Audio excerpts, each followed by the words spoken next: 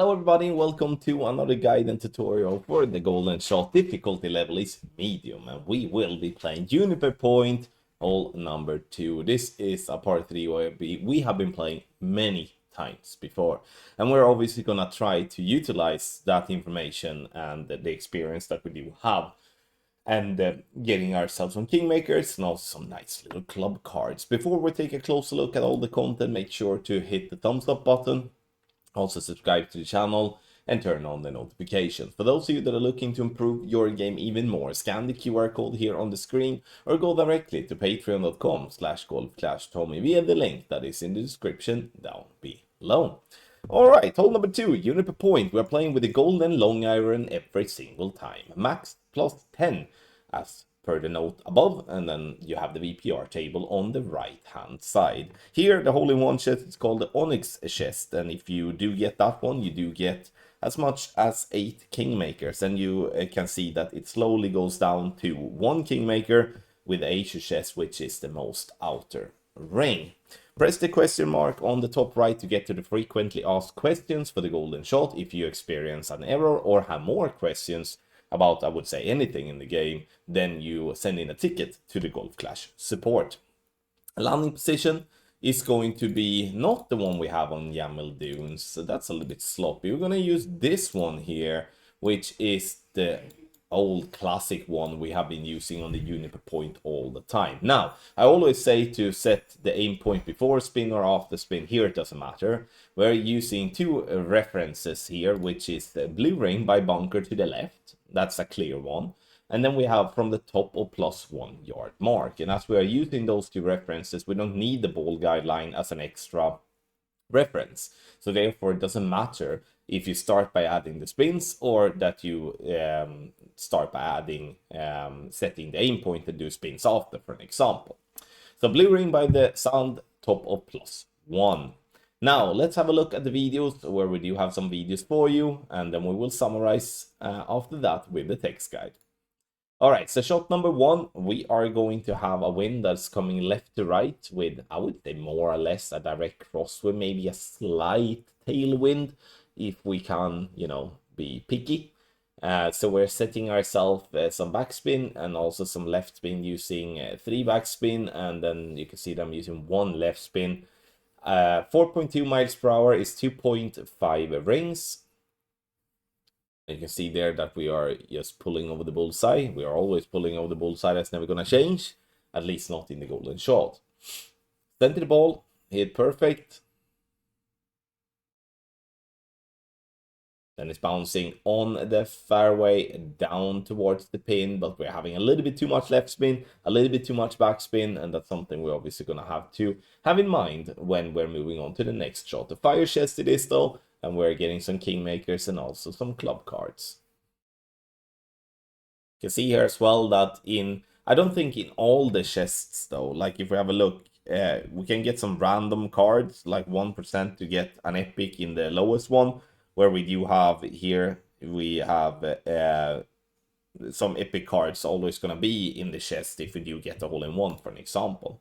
We move on though. We have a wind left to right, crosswind and headwind. Now we're going to see something that is always very important when it comes to this hole and this type of setup, is that at the top of +1, that means that we are very close to max range already. So when you then make the adjustment, if you do have more headwind than what you have crosswind, there is a slight risk of you pulling into max club.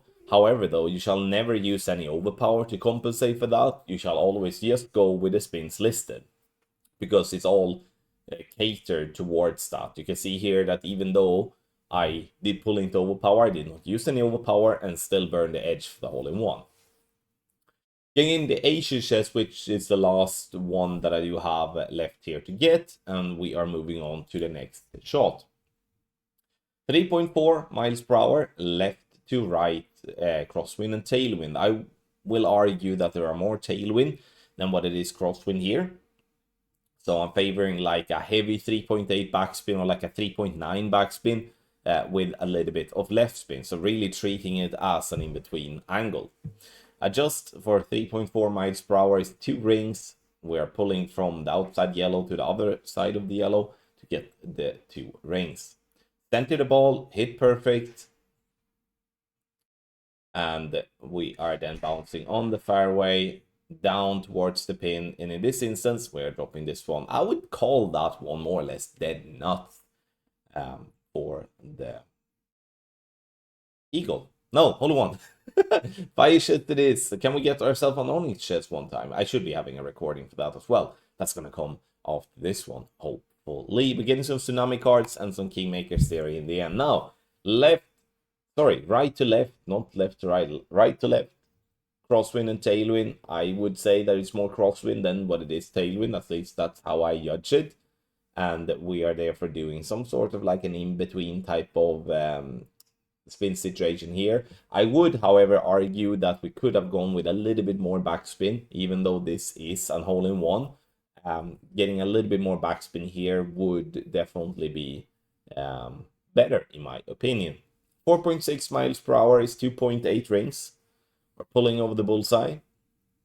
Then now we need to hurry up because the clock is ticking down very quickly, and we do get the perfect, and we can then bounce on the fairway and then down towards the pin. And like I said, I would like to have a little bit more backspin, because if that wouldn't hit the pin, that would definitely not stay by the inside the yellow or the red ring, in my opinion, if we're not being very lucky.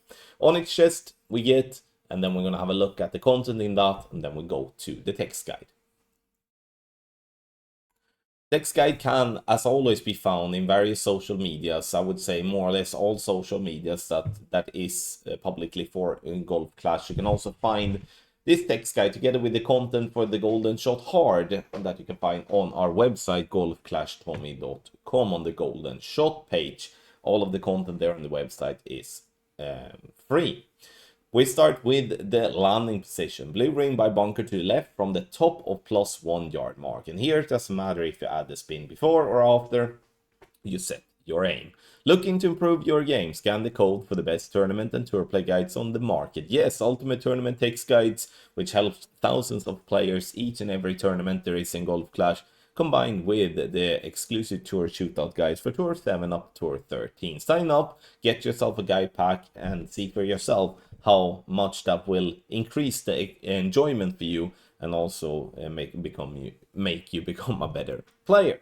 Now the spins. Direct tailwind, 4 backspin, no side spin. Left to right, crosswind and tailwind. 3.8 backspin, half a bar of left spin. Right to left, crosswind and tailwind. 3.8 backspin, 0.3 right spin. Direct crosswind, left to right, 3 backspin, 0.8 left spin. Right to left, direct crosswind, 3 backspin, 0.8 right spin. Left to right, crosswind and headwind, 2.8 backspin and 0.5 left spin. Right to left, crosswind and headwind, 2.8 backspin, 0.3 right spin, and direct headwind we have 2.6 backspin.